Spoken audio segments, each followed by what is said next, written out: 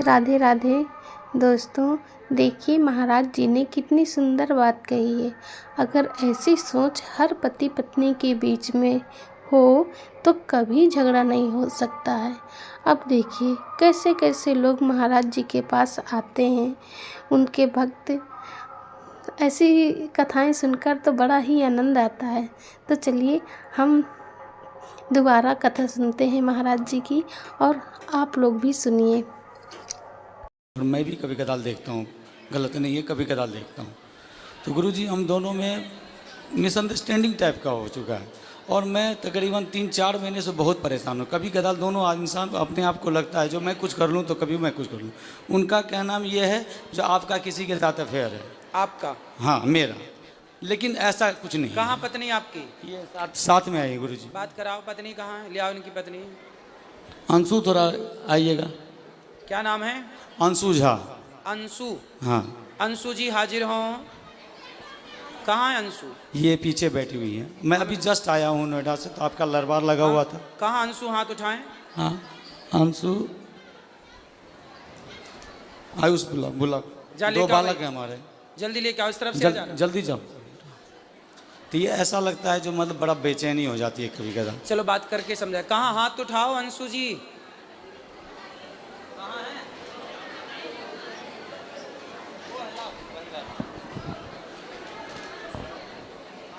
और क्या समस्या है? और समस्या यही है, जैसे तो आपकी पत्नी आपको संदेह की दृष्टि से देखती है? हाँ, प्यार बहुत है दोनों आदमी। तो अच्छा ये बताओ, तो आप क्या, आपका है किसी से चक्कर? नहीं गुरुजी, गलती हमारी है। गलती कहाँ है ये मैं बता रहा हूँ क्लियर, सब पूरे समाज के बीच में। मैं कभी कदाल आपको मदिरा सेवन करता था पहले शराब पीते थे? जी। मैंने छोड़ दिया उसको। दूसरी बात ये है गुरुजी, जो जब जहाँ मैं रहता था बहुत तक, वो 15-16 साल से रेंट पे रहता था, और थोड़ा निम्न वर्ग का हूँ, कुछ नहीं कर पाया साथ साथ रह के वहाँ पे। तो एक पड़ोसी आ गई वहाँ पे। पड़ोसन आ गई? हाँ, पड़ोसन आ गया। उनकी माँ और बेटी दोनों था। उनका कैरेक्टर अच्छा नहीं था। तो ये 2-3 मतलब 6 महीने के लिए गाँव गई थी। 3-4 महीने के लिए गाँव गई थी। और उस दौरान हमने उनको 1-2 बार टोक दिया किसी मैटर लेके, जो कभी कपड़ा पसरा हुआ है तो हाँ जी थोड़ा कपड़ा उठा लो, कभी ये उठा लो, बस इतना ही। और हमारे बगल में जो बंदा था वो नेपाल का लड़का था, उसके साथ उसकी गलत मतलब वो थी, रिश्ते थे। हाँ। और जब ये आई वहाँ पे तो उसने क्या किया, मेरे को बोल दिया अंकल कब खाली करोगे आप, बस इतना। अब इनके दिमाग में ये बैठ गया, जो पहले अंकल नहीं कहता था अब अंकल क्यों कहता है, क्यों बार बार ये करता है। और कंपनी में भी काम करता हूँ तो इस तरीके का अंडरस्टैंडिंग होती है। बात कराओ पत्नी से क्लियर रूप से। क्या नाम है आपका? अंशु झा सर। आप ठीक हैं? हाँ ठीक हूँ। तो आपके पति अच्छे हैं? हाँ अच्छे। तो आपको ऐसा लगता है कि इनका किसी और के साथ कुछ लफड़ा है? क्लियर बोलो ना सर। ऐसा तो नहीं लगता है, लेकिन कभी कभी मतलब लड़की सब जो होती है वो मतलब अजीब जैसा बिहेव करने लगता है, लड़ाई कर होता है घर में वो। तो ये आपसे लड़ते हैं कभी कभी? हाँ हाँ। क्यों लड़ते हो भैया पत्नी से?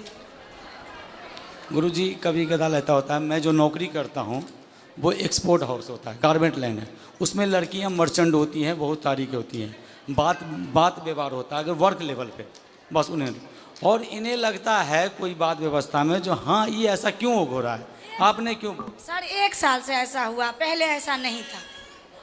तो आप भी पत्नी को जवाब मत दो, पत्नी की बात मानो। नहीं देता हूँ गुरुजी, मैं देता नहीं। अपनी तरफ से लड़ाई मत करो। नहीं करता हूँ, बट कभी कदार मेरे अंदर, यही तो मैं पूछना चाहता हूँ, मुझे मेरे अंदर बेचैनी हो जाती है, जो अब मैं क्या करूँ।